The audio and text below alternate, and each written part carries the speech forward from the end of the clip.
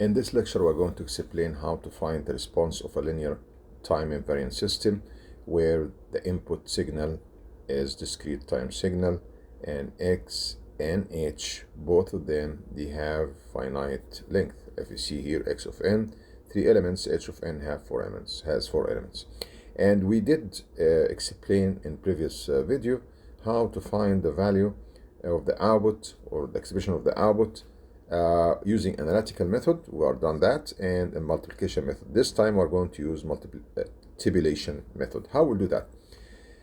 You look for H of n, you count the number of elements, 1, 2, 3, 4, you have 4 elements, so that will be H1, H2, H3, H4. So H1, you count from the left, that's equal to, so here you put 2 and then 1, 0.5, 0.25. That's the elements of the impulse response. You go for X of n, you have 3 elements, that's X1, 2, 3, B1, 2, 3, make it in this order, 1, 2, 3. So that's the first step. So you have this table, and then you start to multiply each row by, for example, X1 is equal 1, multiply 1 by 2, by 1, by 0.5, by 0.25.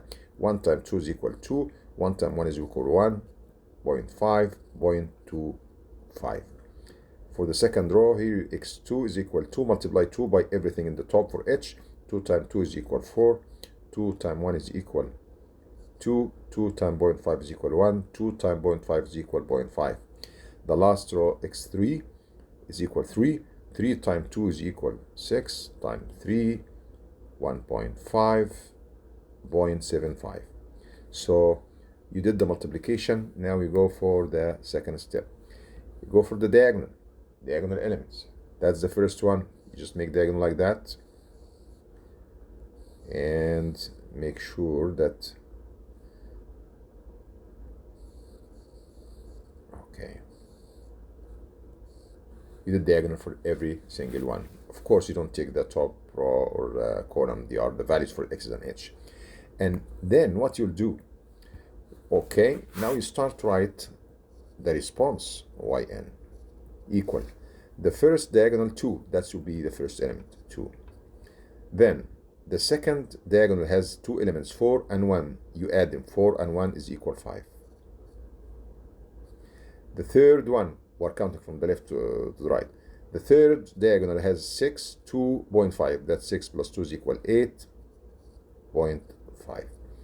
The fourth diagonal, you have 3. You have here 3. You have 1. You have 0.25 along the diagonal by 4.25. 4.25. The last one, no, we still have 2 more. That's diagonal 1.5 and 5. That will be equal to 2. So you have 2. The last one is equal 0.75. So you got the output. Now you want to find the element corresponding to n equals 0. You have you look for this one. N equals 0.